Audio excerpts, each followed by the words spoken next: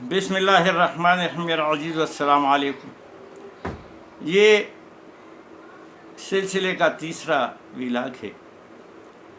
پھر وہ درس دینے والا صاحب نے ایک تیسرے آدمی کی طرف اشارہ کیا، اس کا نمبر تھا، وہ بھی عمر میں تھوڑا سا اس سے کم تھا۔ اس کو بتایا کہ آپ بھی کچھ بتائیں۔ اس نے کہا کہ میری زندگی میں تو بہت سے واقعات ہیں، مگر ایک واقعہ آپ کو سناتا ہوں، اور وہ اس لیے سناتا ہوں، کسی کو سنایا نہیں ہے، مگر اس لیے سناتا ہوں تاکہ اس سے لوگ عبرت پکڑیں، اور ان کو اگر اللہ نے توفیق دی ہے تو وہ کسی کے کام آئیں۔ کہتا ہے کہ میں اور میری بیوی گھر میں بیٹھے تھے، محلے کی ایک عورت ہے، بیوہ ہے، اور وہ بہت تکلیفوں میں ہے۔ اس کی ایک بچہ جو 20-22 سال کا ہے چارپائی پر لیٹا ہے، اور وہ ڈسیبل ہے، ہلتا جلتا نہیں سکتا، صبح سے شام تک اونچی اونچی آوازوں میں کراہتا ہے۔ اور اس کی ایک بیٹی ہے جو بانجے کے ساتھ اس کی شادی ہوئی، اور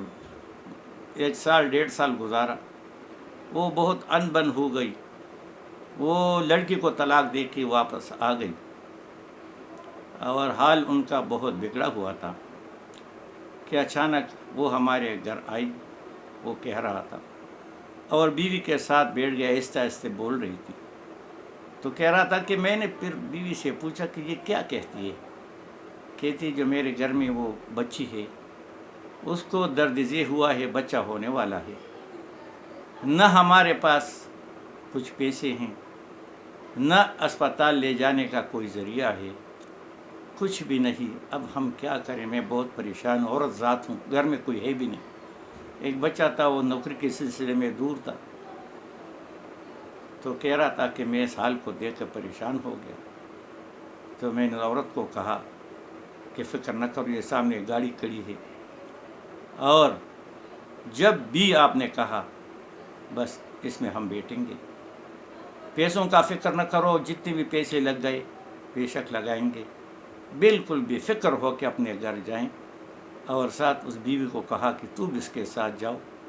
دیکھو کہ حال کیا ہے، اس کی پوری مدد کرو، تاکہ اس کا، کیونکہ وہ بچی جو ہے اس کا پہلا بچہ تھا، اور اوپر سے بھی پریشانی تھی پیسوں کی، سب کی۔ اور پھر ہوا کیا کہ 1 گھنٹے کے بعد وہ بیوی جو ہے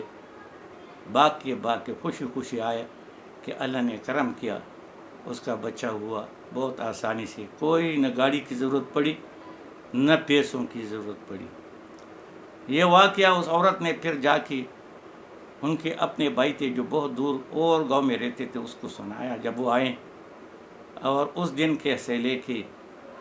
جو بھی نماز پڑھتی ہے وہ اللہ کے ہاں دعا کرتی ہے اس کے لیے، اور یہ دعا بھی کرتی ہے یا اللہ ایسے کئی لوگوں کو دنیا میں بھیجیں تاکہ کسی کو تکلیف ہو اور اس سے وہ تکلیف میں رفع کرنے میں مدد کریں۔ آپ سب سے میری گزارش ہے کہ جو بھی اللہ کو آپ کو نیکی کا موقع دے، موقع کو ہاتھ سے جانے نہ دے، انما الاعمال بالنیات،